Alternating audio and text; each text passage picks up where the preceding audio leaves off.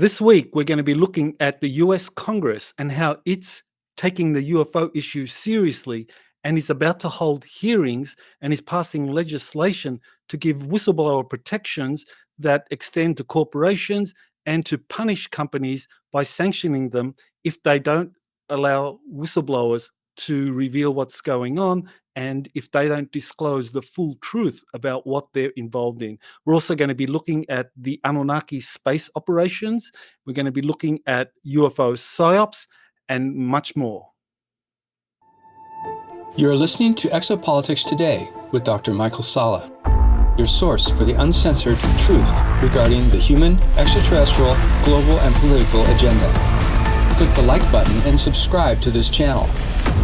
And now, here's Dr. Michael Salla. Well, welcome to the fourth installment of Exopolitics Today, the Week in Review. So this is where we get to cover the news, the hot exopolitics topics that I touch upon in my Twitter feed, and I can go into depth into what is discussed in those tweets. So let's begin by my tweet on June 24, which was the last Exopolitics Today Week in Review. So we now move to what really has been quite a story, which is the U.S. Senate Intelligence Committee approving its Intelligence Authorization Act for 2024 that gives legal amnesty to defense contractors working on alien spacecraft in violation of new law requiring reporting of unidentified anomalous phenomena. That's the current term that's used for UFOs. SAPs, that's special access programs, to the All-Domain Anomaly Resolution Office. So what this proposed bill does, it is currently, it's passed unanimously in the US Senate Intelligence Committee, and the Intelligence Authorization Act for 2024 is the bill that authorizes all the programs of the, I think it's 18, possibly 19 agencies and departments that make up the intelligence community, both the Pentagon and the civilian intelligence community. Now, this proposed bill, once it's passed by the full Senate, it's then waits for the House of Representatives to vote on its Intelligence Authorization Act for 2024, and once they match the two houses' proposed bill, then it'll go to the president for signing, and then it becomes officially law. So what this bill proposes is this kind of very radical idea that defense contractors are going to be liable to, if they don't disclose anything that they know about non-Earth origin exotic materials, then they could be sanctioned. They can lose funding, which is a pretty big deal. You know, someone has really thought about this. This is the story that appeared in the Liberation Times, written by Christopher Sharp, and he was the first to point out, or among the first to point out, that this Intelligence Authorization Act had this really important language concerning unidentified anomalous phenomena, or UFOs. So that's a big deal. Now, others have picked up on this proposed legislation. Let me just skip forward a little bit, because I think this takes us a little bit deeper into this particular legislation. So this is on Douglas Dean Johnson, who gives a much more detailed explanation for what is going on with this new UAP bill that was just passed by the Senate Intelligence Committee. So the Senate has 6 months to make it all available to Congress. The Senate gives a 6-month time limit for corporations once this bill is passed and becomes law, corporations have 6 months to disclose everything that they know about exotic UAP materials.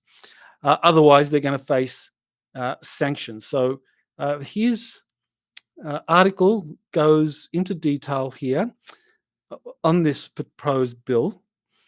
And let's have a look at some of the things that he covers, which I think is very helpful.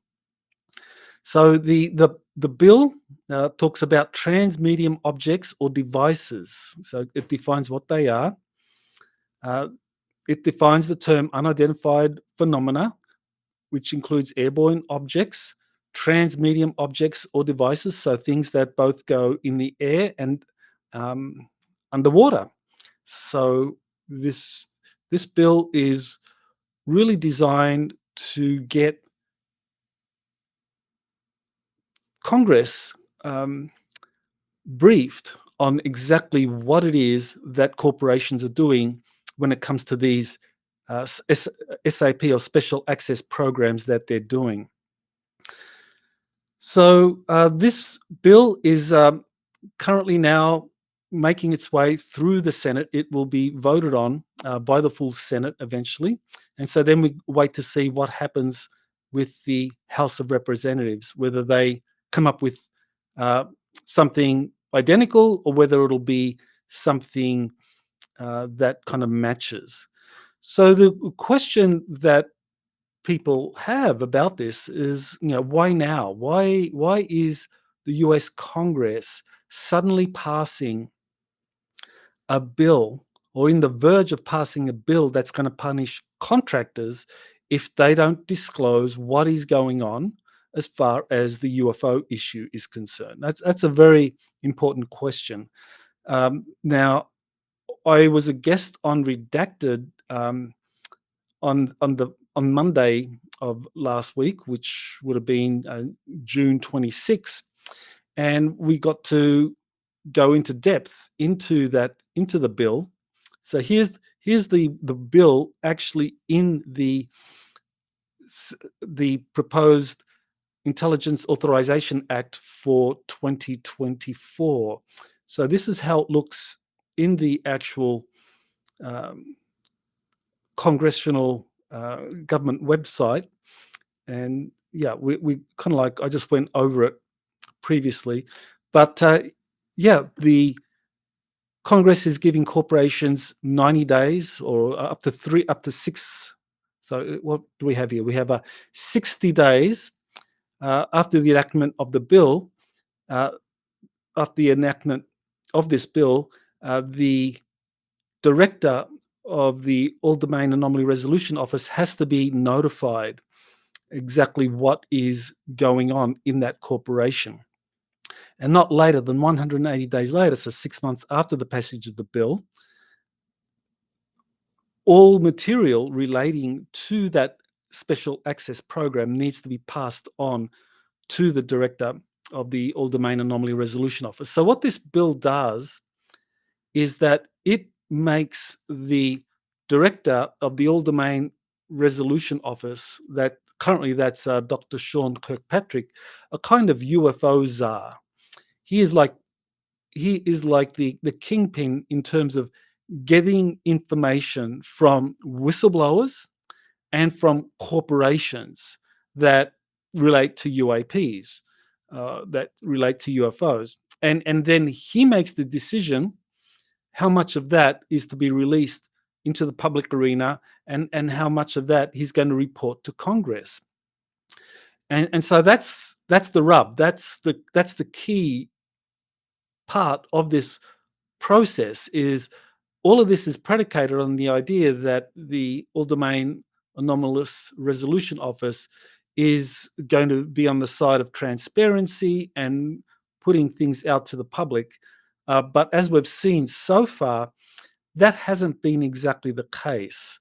The director, Dr. Sean Kirkpatrick, has been pretty parsimonious in exactly how much he has revealed about whistleblowers who've come up so far. We do know from this David Grush whistleblower that he did go and did give a briefing to Sean Kirkpatrick about his claims as to what's being covered up or what's being conducted in these special access programs. But Dr. Kirkpatrick didn't give any suggestion when he has been giving briefings or or attending news conferences that there's anything like this happening. So far, what we have is whistleblowers like David Grush saying that they have spoken to high-level people within the bureaucracy, within corporations, within the Pentagon, who have direct knowledge that there are reverse engineering programs happening right now in these special access programs that have in their possession exotic material, off-world material, extraterrestrial debris. So he has made it known that he has spoken to Kirkpatrick, but none of that has been revealed. So that's going to be the big key, is how much of this is going to be revealed by this All Domain Resolution Office once whistleblowers and corporations start revealing. Now, I think this is where you're going to have a lot of pressure, a lot of kind of like Congress leaning on this All Domain Anomaly Resolution Office to share its intelligence or to share what it's found in its investigations. And so far, there's each year there will be one report and two briefings to Congress by the director, Sean Kirkpatrick, on the UAP phenomenon. So this is where all of this information, assuming that whistleblowers and corporations share everything that they've been doing on exotic reverse engineering programs, and it goes to this All Domain Resolution Office, that's when there's a kind of waiting period where you have to wait for Dr. Kirkpatrick to actually appear before Congress at these hearings, 2 scheduled a year, and to put it in his report. And if he doesn't, well, then we're not going to know about it. All right, so let me now move on to another story. This is a very interesting development that I covered. This concerns Dave Rossi, who is an alternative technology scientist, inventor, and he found out something very interesting in his consultations with top scientists involved in these breakthrough technology projects. One of the things about Dave Rossi that I was able to confirm was that he really is involved in correspondence with some top-level scientists. So, he's not just someone who comes up with a tall story and doesn't give any evidence. He's shown me the evidence. He's shown me the correspondence he's had with some of these top scientists who I know, and you have it there that they are corresponding with him on these exotic or breakthrough technology projects. He's also got at least 2 patents that he's applied for, and I've seen the patent applications. So he truly has undergone a remarkable transformation from being a plumber to someone who had extraterrestrial contact, and then all of a sudden it's like he's everything within his brain fired up, and he's now becoming an expert on these breakthrough technology inventions or devices. He understands the physics behind it and the mathematics behind it.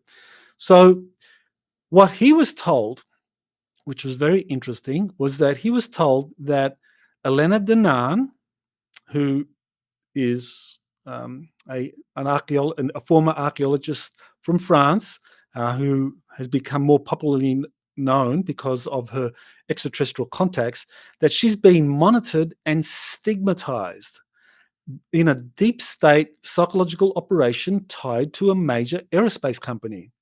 So that was a very important development, because it identified what Rossi did was that he bravely identified this company, the Aerospace Corporation, which is a major company involved in these breakthrough technology projects, that they are actually running a deep surveillance program, and also they are running a psyop to stigmatize and discredit Elena Dinan and others working with her. So that's very, very interesting. Now, Dave Rossi, that was his claim. And as I said, I think he's a very credible person. But there's a document here that I covered a few years ago on exopolitics.org. And that is the leaked NSA document one of the NSA documents that Edward Snowden leaked. And this document talked about how the NSA is working with its Five Eyes partners in Britain, Canada, Australia, and New Zealand. Of course, the NSA is a US intelligence organization, and how it is conducting online deception programs.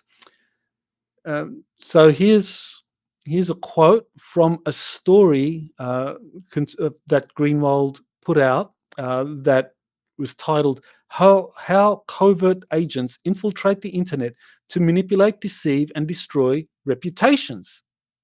Okay, so we know that the Five Eyes nations, the intelligence community, including GCHQ, which is the British equivalent of the NSA, that they, quote, again, I'll read it out, how covert agents infiltrate the internet to manipulate, deceive, and destroy reputations. So that's exactly what Dave Rossi said is happening with Elena Dinan.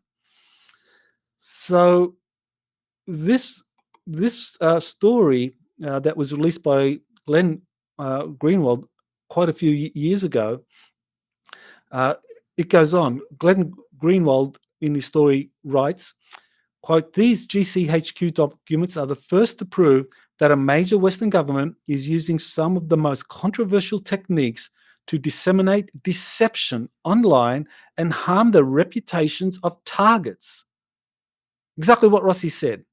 Under the tactics they use, the state is deliberately spreading lies on the internet about whichever individual it targets, including the use of what the Government Communication Headquarters, that's GCHQ, itself calls false flag operations. So the intelligence community of the Five Eyes nations do conduct online deception programs. And in this document that was released by Edward Snowden and covered in the Greenwald article, there's photos of UFOs, that UFOs are part of these online deception programs. So there, to me, is powerful corroborating evidence that you do have major nations, the English-speaking nations in particular, the Five Eyes nations, that they are cooperating on online deception programs.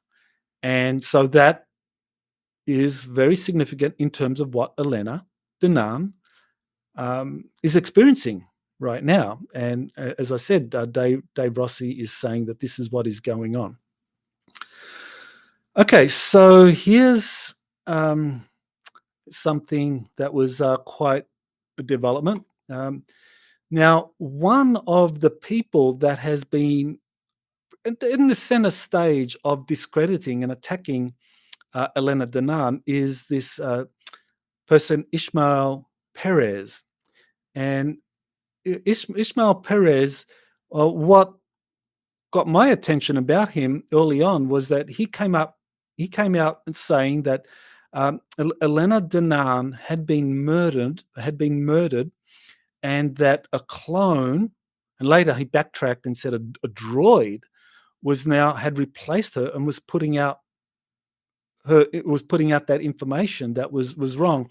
And he also was saying that Enlil from the ancient Sumerian records was the good guy, and Enki was the deceiver, was the bad guy. So that was something that kind of like got my attention, that this person, Ishmael Perez, is putting out this information because, one, I speak to Elena Danaan regularly and certainly would have known if she had been killed and replaced by a droid. So it was a ridiculous statement to make, but he did make it.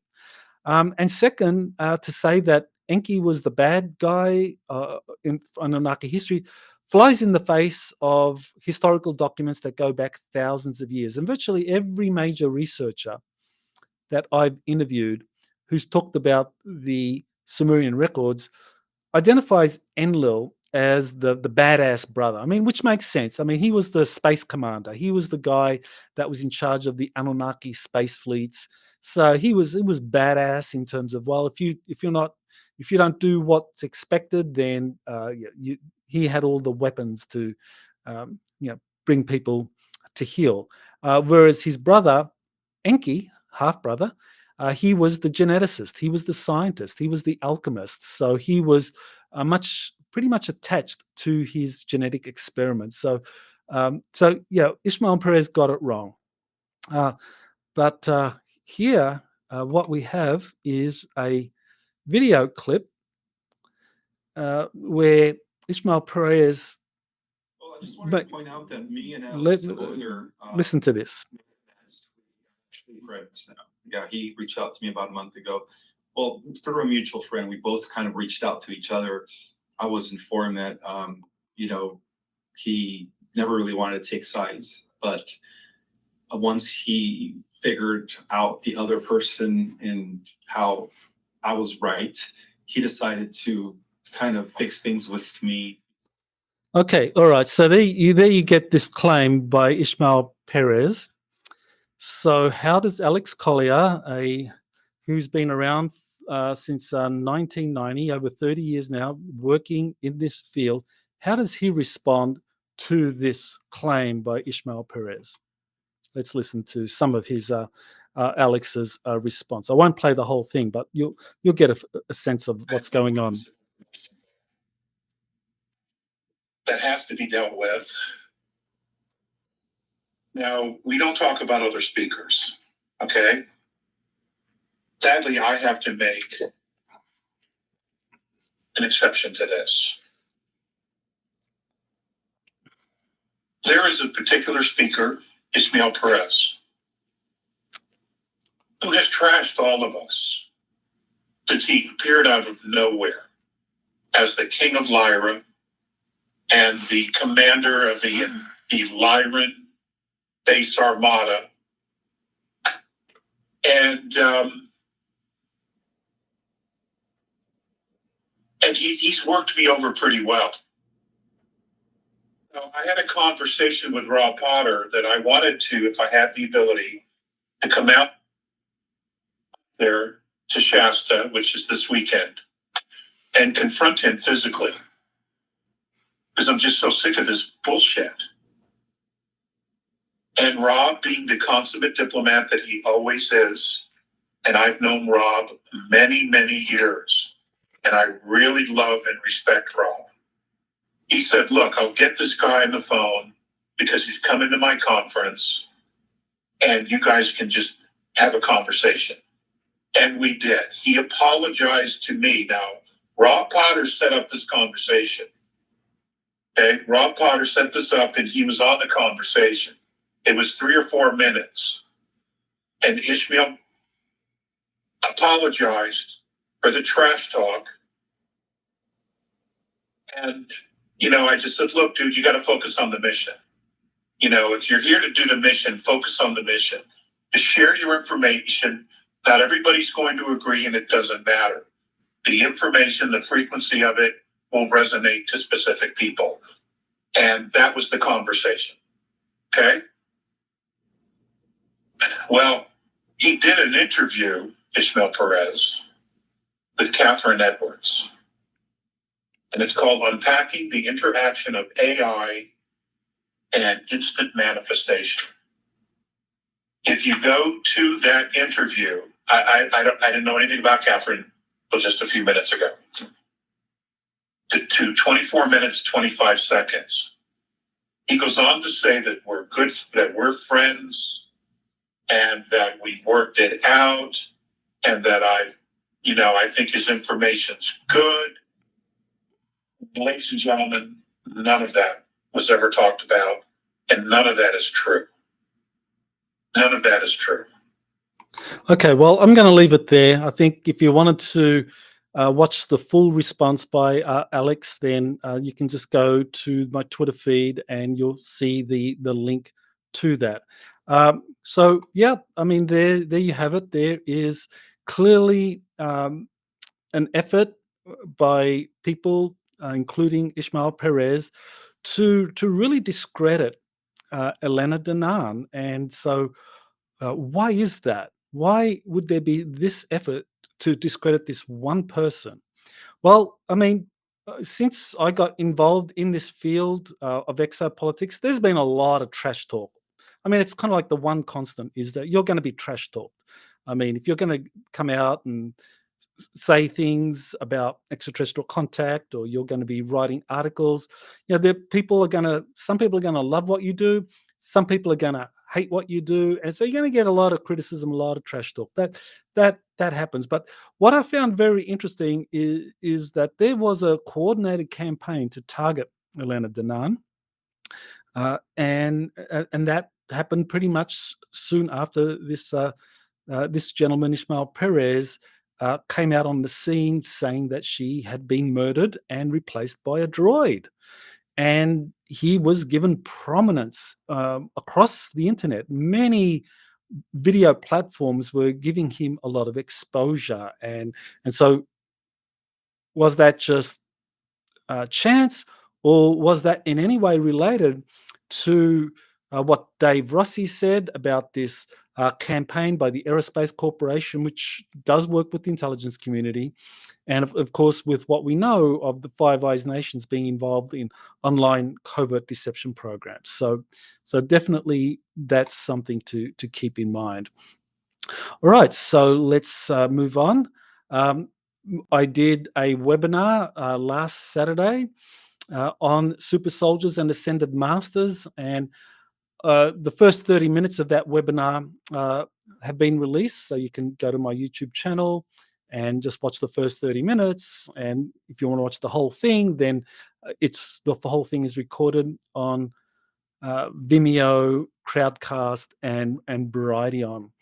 Now, what I would say about this topic, I think it's a very important topic, because the super soldier topic is one that is going to become much more prominent as we enter into a post-disclosure world, because this, what we're seeing with the US Congress passing bills authorizing corporations to reveal everything that they know about UFOs, otherwise they're going to lose their funding, that Congress is giving whistleblowers protection to come forward and talk about these issues. So I think 1 year from now, when this bill comes into effect, the Achilles heel has always been the funding for corporations. And as long as they got that funding, they would play along with whatever the secrecy provisions were in place. But now that funding is being threatened, that corporations, you can expect, are going to be much more forthcoming, and with more whistleblowers coming forward. So I think over the next 12 months, we're just going to see much more being disclosed by whistleblowers on these reverse engineering programs being conducted in corporations. So disclosure is coming. And what's going to happen on the other side of disclosure? That's where this topic of super soldiers and ascended masters comes in. The super soldiers, because there's going to be a lot of pressure on people to adapt, to deal with all of the pressures of life in a post-disclosure world where contact with extraterrestrials becomes commonplace, and being in the presence of extraterrestrials is going to create a certain dynamic, and humans that have not prepared in some way And in my webinar, I went through the different ways people can prepare. Going from, there's neuro-linguistic programming to kind of like mind control things, biological enhancements, technological enhancements, and then the more organic process like developing gamma brainwave capacity, because that seems to be a key for being able to access these advanced technologies that extraterrestrials use and the ancient technologies that are found all over the planet. And then there's the ascended masters. There's that other track of being able to develop higher states of consciousness so that you can deal with these pressures in a post-disclosure world in a way where it doesn't overwhelm you. So I would definitely recommend people take a look at that webinar, because it's going to present you a number of choices or pathways to what can be done.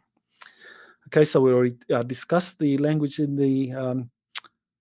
that Intelligence Authorization Act. I already covered that.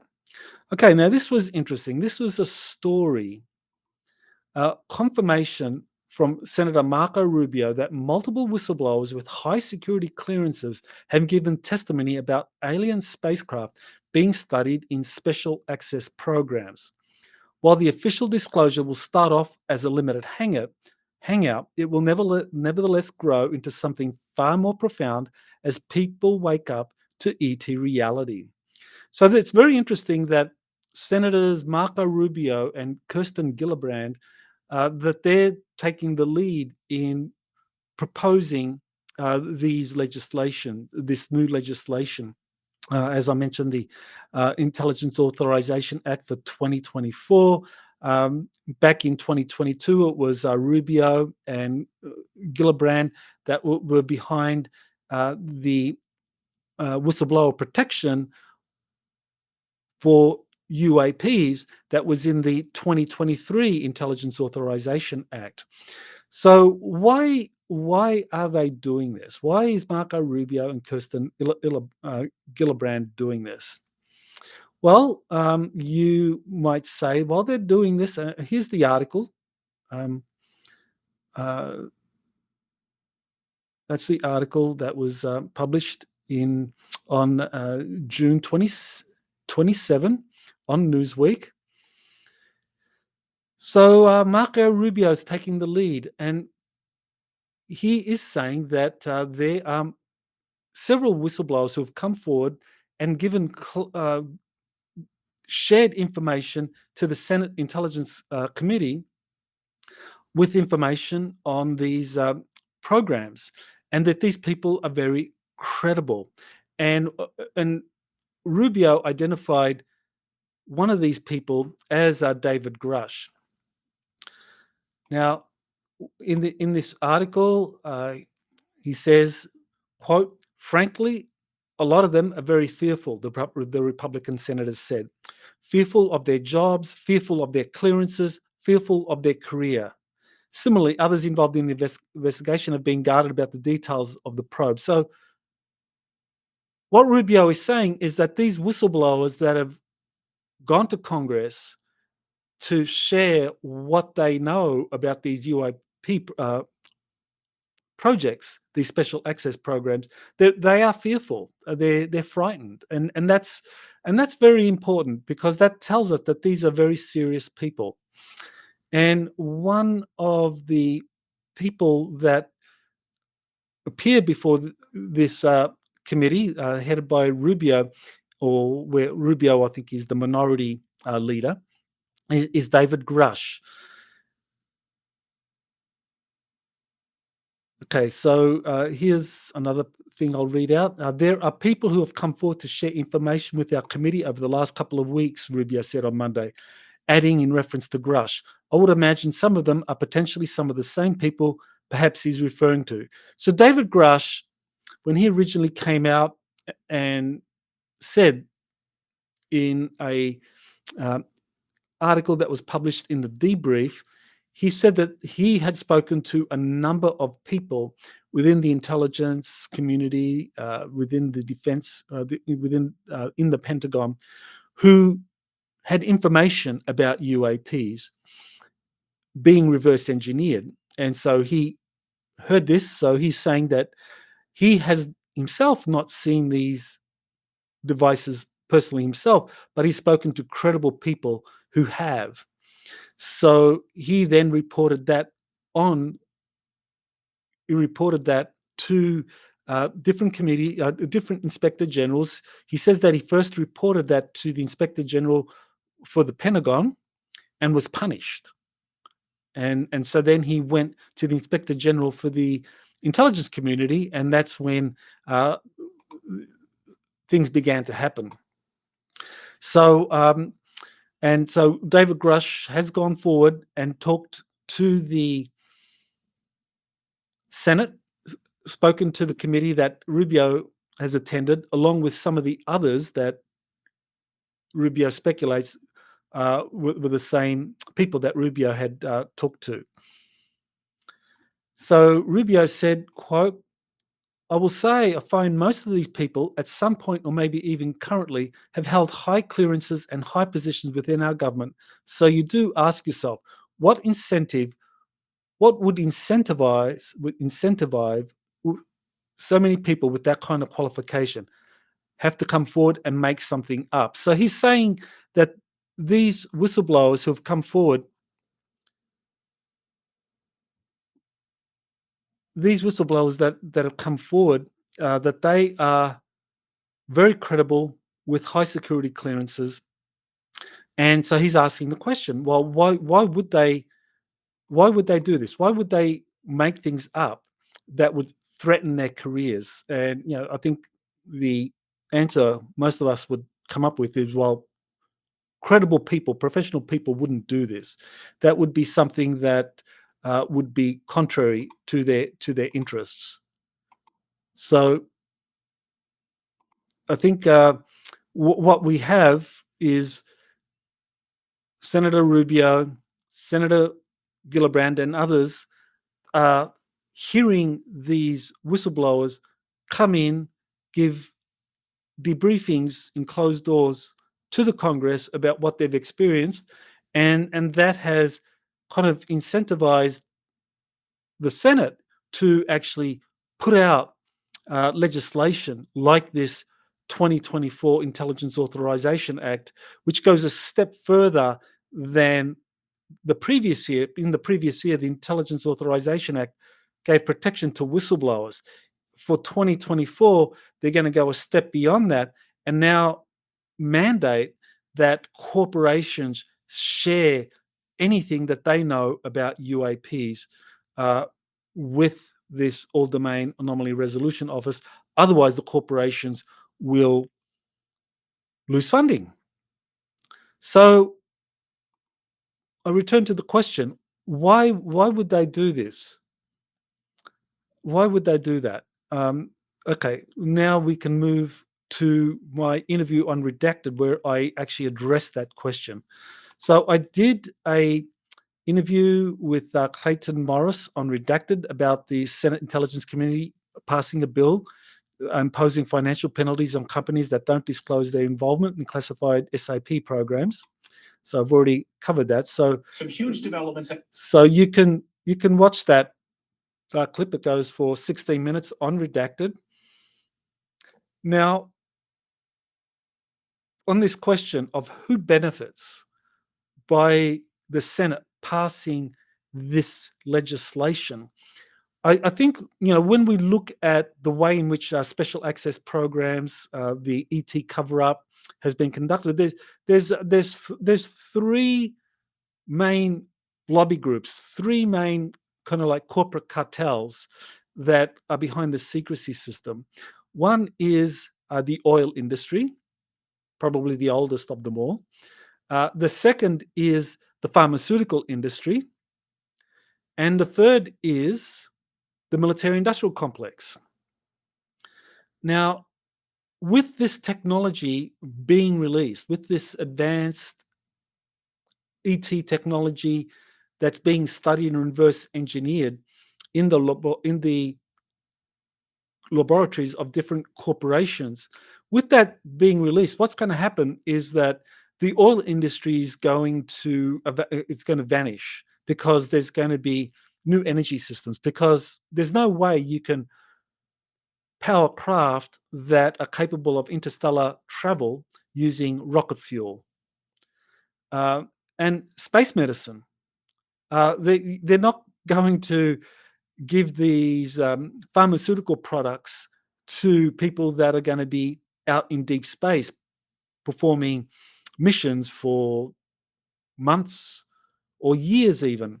Pharmaceuticals just won't do it. You can't treat these things. I mean, space travel and work on space facilities is very challenging. And we know from insiders, whistleblowers that have come forward, that secret space programs use medbeds. They used holographic healing technologies. These are the kind of advanced healing technologies that have been suppressed by the pharmaceutical industry for well over a century now. So definitely the pharmaceutical industry isn't going to benefit. Definitely the oil industry isn't going to benefit by this legislation coming forward, which explains the pushback. So who is the big beneficiary? It's going to be the military-industrial complex, because who's going to build the space carriers for Space Force and US Space Command? Who's going to build the space fighters? Who's going to build the advanced facilities on the moon and on Mars and on the asteroid belt and the moons of Jupiter? It's going to be corporations that are associated with the military-industrial complex that are very knowledgeable about building military facilities.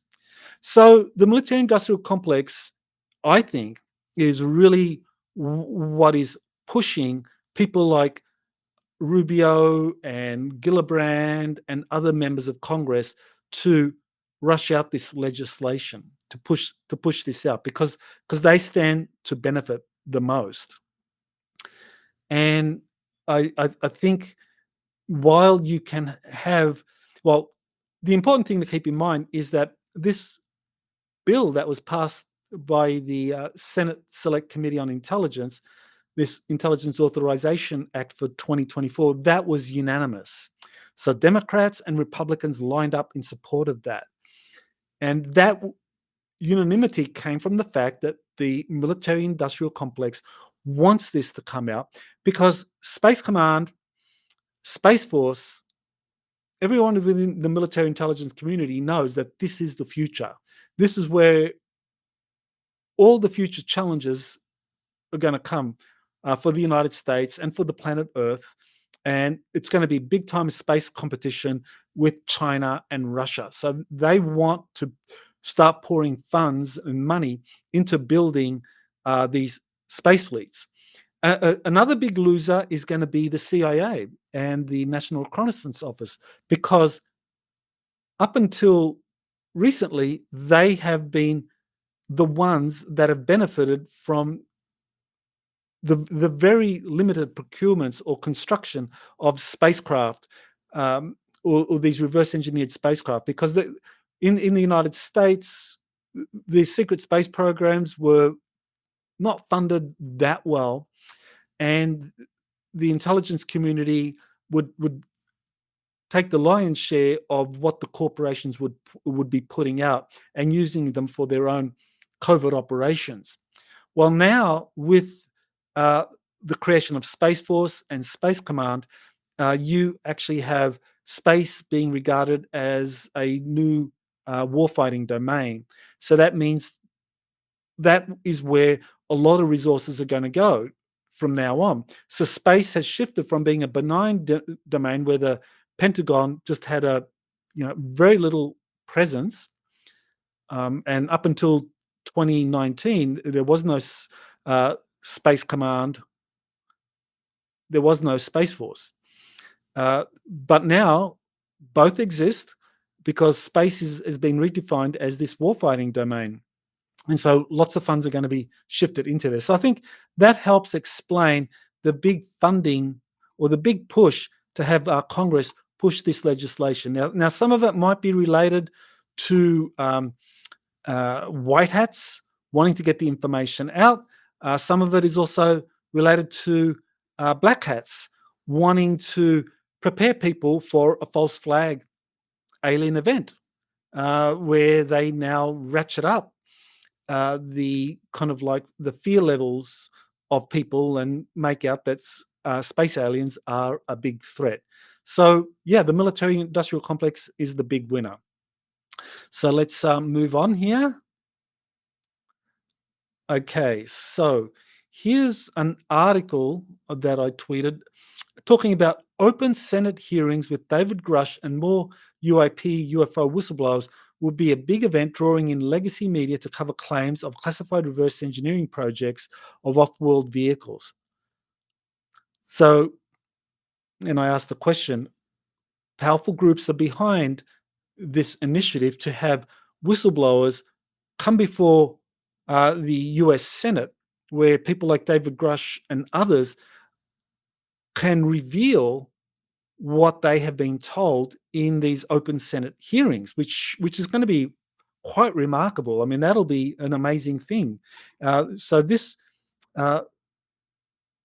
writer, journalist, Matt Laszlo, he was the first to reveal this. So there is this attempt to schedule hearings with David Grush, and they're going to try and get some of the others that he has identified. So this is going to take it to another level now. We don't have to wait for this Intelligence Authorization Act to be passed and then take an effect in 2024. We don't have to wait for Sean Kirkpatrick to give another another briefing to Congress or to deliver his historical review, because that's one of the things that he is working on as part of his responsibility now with Congress, is that he is putting together a report on UFO sightings going all the way back to 1945. So that's something people are waiting for. But this is going to take things to another level. That if there are open hearings held in the US Senate where David Grush and others answer questions from senators about exactly what's been happening in the programs, this is something that has never happened before in Congress. To actually have witnesses talk firsthand about what is going on. I mean, the hearing that was held in Congress last year, you just had some Defense Department spokespersons kind of like pretty much talking down the UAP phenomenon as something that's just begun in terms of serious investigation. But now you will have hearings where the whistleblowers get to talk and people get to hear them firsthand. And this is really quite a big development. And I think that if these hearings do go ahead, it's going to really kind of accelerate the disclosure process very, very quickly. Now, why is this happening? As I said, I think the military industrial complex wants to fast track their procurement process. They want to fast track their funding for building fleets of spacecraft. This will be a big boon for them. It'll also there'll be major benefits for the general public, because these advanced propulsion and energy technologies will be released, as well as advanced healing technologies. So the pharmaceutical industry, the petroleum industry, they're going to be the big losers. But yeah, you'll have the military industrial complex winning, but there'll be some positive things evolving out of that as well for us in the general public. And so here, in another story, the interview that came out on Thursday was with Michael Challenger, who has been working for a couple of decades now on understanding these advanced stone technologies found in southern Africa. He believes that these are all remnants of the Anunnaki space operations or Anunnaki mining operations that were conducted on Earth. And so he's relying on this kind of empirical evidence that he's found in southern Africa in terms of rock formations. He's found certain geometries. He's found rocks giving off a particular energy reading. He's found ancient mines in South Africa, which corroborate the accounts in the Sumerian cuneiform texts about the Anunnaki starting mining operations in Africa. And so his work is a very good example of how there are researchers out there that are trying to validate some of this literature concerning the Anunnaki with real life events that we see out there. So he definitely worth watching that particular interview. So that's the Michael Tellinger interview. And now here we have Congressman Mike Gallagher. And let's look at this. Okay, so Congressman Mike Gallagher, he's another one of these people within the US Congress, which is being particularly outspoken on the UFO issue. Now, I want you to just kind of juxtapose that. When I first got involved in 2001 in this exopolitics field, I soon learned that there were people in Congress that were wanting to get this information out about the UFO cover-up. I mean, there was the Disclosure Project press conference that Stephen Greer organized in May of 2001, and I watched the recording of that. And I found out the names of some of these congressmen. And what I was told was that these congressmen were very much in favor of getting this information out, but they had been threatened. They had been intimidated into silence. People, mysterious men in black, came up to them in their offices and said to them, look, you got a promising career. If you talk about this UFO issue, your career will be at an end. If you stop talking about it, your career will flourish. So that's what happened. There's one particular congressman from Texas. I won't name him, but I know of him. He was one of these people that wanted to disclose what was going on, but he was silenced. But because he shut up, he was then promoted to become the chair of an influential House committee. So back in the day, back 20 years ago, that's what would happen. People would be intimidated into silence and to not talk about the UFO issue. Now you contrast that today. You've got Senator Gillibrand, Rubio that are putting out a lot of information that are trying to drive the process forward to get legislation out there to give whistleblowers protection, to force corporations to disclose everything they know about UAPs. You have members of Congress like Mike Gallagher and Timothy. There's a congressman from the state of Tennessee.